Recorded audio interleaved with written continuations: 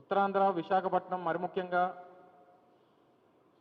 ఏమి సాధించింది ఈ ప్రభుత్వంలో అని చెప్పి అనుకుంటే విశాఖపట్నంలో ఉన్నటువంటి విలువైనటువంటి భూములు,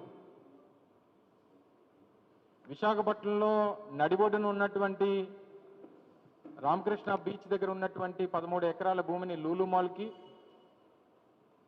ప్రభుత్వం దగ్గర అత్యంత విలువైనటువంటి భూములు ఉన్నటువంటి కాపులపాడులో 56 ఎకరాల భూమిని ఊరు పేరు లేనటువంటి సంస్థకి, కనీసం అనుభవం లేనటువంటి సంస్థకి కేవలం 2 మాసాల ముందే రిజిస్టర్ అయినటువంటి సంస్థకి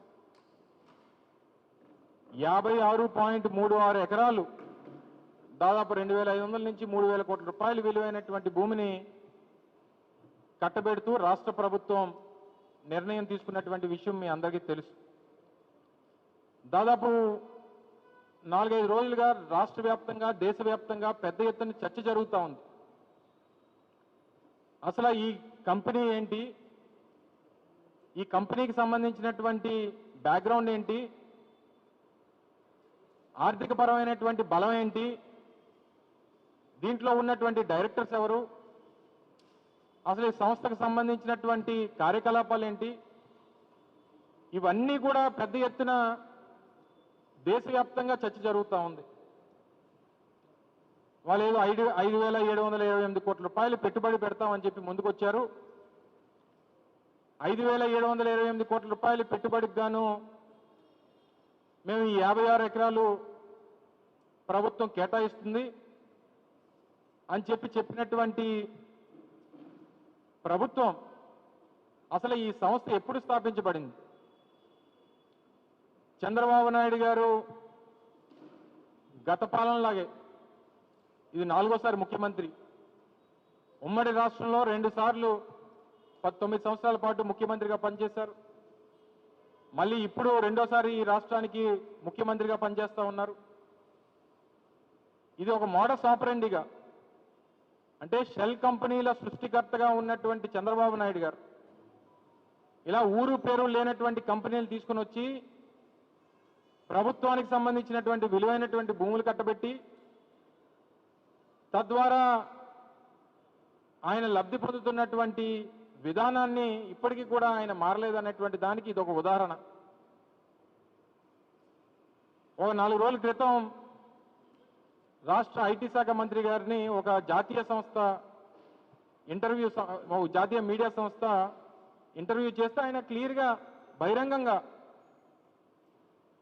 ప్రజలను ఉద్దేశిస్తూ ఆయన మాట్లాడింది ఏంటంటే, మేము ఇటువంటి భూ కేటాయింపులు ఈ డీల్స్ మాకు సర్వసాధారణం, 1995 నుంచి మాకు ఇది ఒక రొటీన్ ప్రొసీజర్,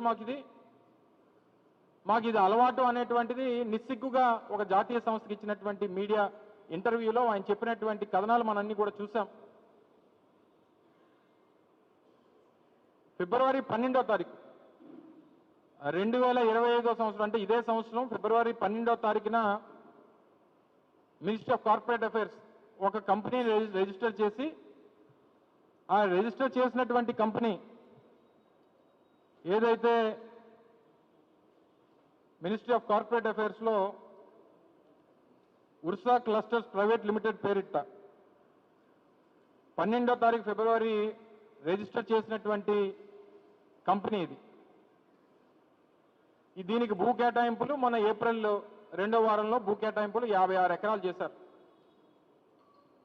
అంటే కేవలం 2 మాసాలు అనుభవం ఉన్నటువంటి ఒక సంస్థకు తీసుకొని వచ్చి విశాఖపట్నంలో వేల కోట్ల రూపాయలు విలువైనటువంటి భూమిని తీసుకొని వచ్చి దారాదత్తం చేస్తే దీని మీద పెద్ద ఎత్తున దేశవ్యాప్తంగా రాష్ట్ర వ్యాప్తంగా చర్చ జరుగుతూ ఉంటే ఇప్పటికీ కూడా ప్రభుత్వం ఎందుకు స్పందించట్లేదు, ఎందుకు సమాధానం చెప్పట్లేదు, దీని వెనకాతల ఎవరున్నారు,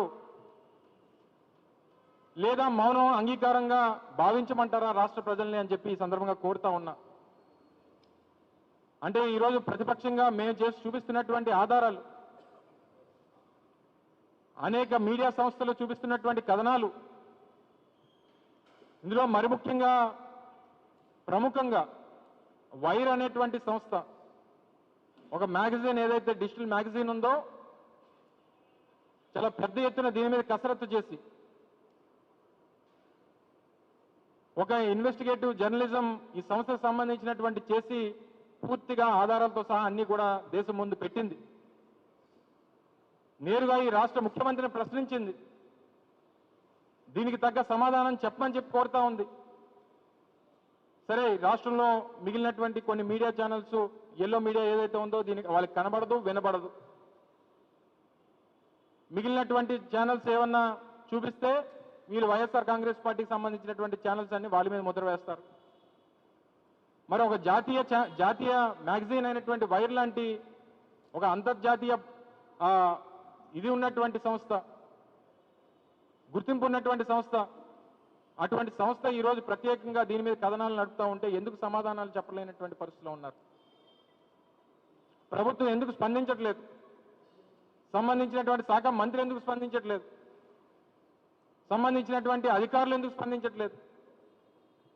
అంటే విశాఖపట్నంలో ఉన్నటువంటి భూములు ఏ రకంగానైనా దోచేసుకుందాం, ఎవరో అడిగేవాడు ఉన్నాడు, ఎవరికి సమాధానం చెప్పాల్సినటువంటి అవసరం లేదని చెప్పి ఏదైనా ఒక విధానాన్ని తీసుకున్నారా? అంటే టాటా టీసీఎస్కి 99 పైసలకి ఎకరం చెప్పిన వారికి కేటాయించారు. ఈ ముసుగులో ఈ 56 ఎకరాలు కొట్టేద్దాం అనేటువంటి ప్రయత్నం ఈరోజు తేటతెల్లం అయిపోయింది. ప్రజలందరి ముందు కనబడతా ఉంది. గతంలో అనేక సంస్థలకి, ఐఎంజీ భారత అనేటువంటి ఒక సంస్థకి అప్పుడు కూడా చంద్రబాబు నాయుడు గారు ముఖ్యమంత్రిగా బిల్లిరావు అనేటువంటి వ్యక్తి మీ అందరికీ తెలుసు. ఇలాగే ఊరు పేరు లేనటువంటి సంస్థ తీసుకొచ్చి 400 ఎకరాలు కేటాయించాలనేటువంటి ప్రయత్నం చేసి ఆ రోజు పెద్ద ఎత్తున పోరాటాలు జరిగితే తర్వాత దాన్ని క్యాన్సిల్ చేసేటువంటి పరిస్థితి వచ్చింది. అంటే ఇటువంటి షెల్ కంపెనీల్ని ఫ్లోట్ చేసి ప్రభుత్వం ద్వారా భూములు కేటాయింపు చేసుకొని తద్వారా కిక్ బ్యాక్స్ అందుకొని ఈ రకమైనటువంటి అవినీతికి పాల్పడేటువంటి పరిస్థితులు ఈరోజు రాష్ట్రంలో కనబడతా ఉన్నాయి. ప్రభుత్వం దీని మీద సమాధానం చెప్పాలి, స్పందించాలి, ప్రజలకు ఉన్నటువంటి అనుమానాలను నివృత్తి చేయాలి. ఇందులో అడ్డంగా దొరికిపోయినటువంటి తెలుగుదేశం పార్టీ, వారితో పాటు ఉన్నటువంటి కూటమి పార్టీలు వారితో జతకట్టాయా, లేకపోతే వాటాలు పంచుకున్నాయా, లేకపోతే తెలిసినా తెలియనట్టు ఊరుకున్నాయా, వీటన్నిటి మీద సమాధానం చెప్పాలని చెప్పి ఈరోజు వైఎస్ఆర్ కాంగ్రెస్ పార్టీ డిమాండ్ చేస్తూ ఉంది. కేవలం రెగ్యులేటరీ పర్మిషన్స్ కోసం ఏదో హైదరాబాద్లో ఒక అపార్ట్మెంట్ని అద్దెకి తీసుకొని, లేదా వారికి సంబంధించినటువంటి చుట్టాలు, వాళ్ళ రిలేషన్స్ ఎవరైతే ఉన్నారో వారి ఇల్లుని వారి అడ్రస్ కింద చూపించి శేర్లింగంపల్లిలో ఉన్నటువంటి ఒక అపార్ట్మెంట్లో ఈ ఆఫీస్ ద్వారా 5,000 కోట్ల రూపాయలు పెట్టుబడులు అంటున్నారు. ఇప్పటి వరకు పోనీ ఈ సంస్థ, ఈ ఉర్సా క్లస్టర్స్ అనేటువంటి సంస్థకి ఇప్పటి వరకు ఏదన్నా ఎంప్లాయీస్ ఉన్నారా దీని మీద అంటే ఒక్క ఎంప్లాయీ కూడా లేడు. పోనీ దీన్ని స్థాపించినటువంటి ఇద్దరు డైరెక్టర్స్ ఎవరైతే ఉన్నారో ఇద్దరు కూడా ఎన్ఆర్ఐస్. ఆ ఇద్దరు ఎన్ఆర్ఐస్ కూడా వారి గతంలో ఇటువంటి ప్రాజెక్టులు చేసినటువంటి అనుభవం లేదు. డేటా సెంటర్ని ఎస్టాబ్లిష్ చేస్తామని చెప్పి ఏదైతే వారు ముందుకు వచ్చారో, గతంలో వారు ఏదైనా 50 కోట్లు, 100 కోట్లు, ఒక 500 కోట్ల రూపాయలు ప్రాజెక్ట్ చేసినటువంటి అనుభవం ఉందంటే అది లేదు. మరి ఏ ప్రాతిపదికన వీళ్ళకి 56 ఎకరాలు ఒక డేటా సెంటర్ ఎస్టాబ్లిష్ చేస్తామని చెప్పి ముందుకు వస్తే ఏ ప్రాతిపదికన ప్రభుత్వం ఇచ్చిందో అనేటువంటి దానికి సమాధానం